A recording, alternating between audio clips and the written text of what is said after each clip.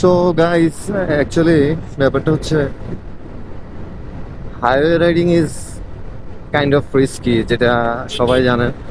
এটা স্বাভাবিক ব্যাপার। হাইওয়েতে রাইড করা, যারা রেগুলার রাইড করে, ট্রাভেল করে, বাইকে ট্রাভেল করা কাইন্ড অফ রিস্কি এটা। অ্যান্ড আমি রেগুলার ইদানিং যেহেতু হাইওয়েতে রাইড করছি, আমার ফ্যামিলির অনেকেই খুবই কনসার্ন। আমার বাবা, উনি নাকি আমার আম্মুকে খুবই চিল্লাই যে আমি কেন এগুলো করতেছি হঠাৎ করে, যেহেতু এগুলোর সাথে ওনারা পরিচিত না। আমিও এর আগে যখন রাইড করতাম, আমি কখনো এরকম বাইকে রাইড করে কোথাও ঘোরা টুরা এগুলা আমি কখনোই করতাম না। অ্যান্ড যেহেতু নতুন করে করছি, সবাই একটু কনসার্ন। পাশাপাশি রিসেন্টলি আমার কাকার সাথে যখন দেখা হয়েছে, আমার কাকা আমাকে বলতেছে এগুলা কি শুরু করছস, হাইওয়েতে এভাবে রেগুলার হাইওয়েতে বাইক চালাচ্ছিস, সমস্যা কি তোর?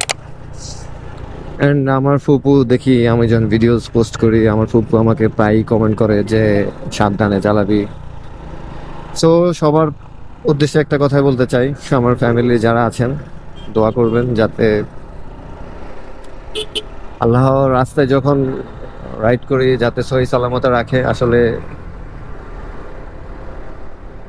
যে কোনো রোডে অ্যাক্সিডেন্ট ঘটতে পারে, ব্যাপারটা এমন না যে অনলি হাইওয়েতে অ্যাক্সিডেন্ট ঘটে। যে কোনো রোডেই, যেহেতু আমি যে জব করি ওই প্রফেশনেও আমাকে বাইক চালাইতে হয়। সো অ্যাক্সিডেন্ট যে কোনো টাইমে হইতে পারে। অ্যান্ড আল্লাহ চাইলেই শুধুমাত্র অ্যাক্সিডেন্ট থেকে যে কেউ বাঁচতে পারে, যেটা আমার মনে হয়। সাবধানতার কোনো মান নেই, সাবধানে মানুষ চাইলেই চালাইতে পারে, বাট সাবধানে চালানোর পরেও যদি আল্লাহ চাই অ্যাক্সিডেন্ট হইতে পারে। সো একটা কথাই বলবো, সেটা হচ্ছে ফ্রেন্ডস অ্যান্ড ফ্যামিলি যারা আমার খুবই কাছের, আসলে ব্যাপারটা বলতে আমি কেমন জানি ইমোশনাল হয়ে গেছি, সবাই খুবই কনসার্ন। সো একটু দোয়া করবেন, যেহেতু ভাল লাগতেছে করতেছি, প্লাস মোটর ব্লগিং ভিডিওজও বানানোর ইচ্ছা জাগছে। অফিসিয়াল ডিউটির পাশাপাশি টাইম ম্যানেজ করে করার চেষ্টা করতেছি। একটা জিনিস অ্যাপ্রিসিয়েট করবেন আর দোয়া করবেন যাতে আল্লাহ সহি সালামতে রাখে।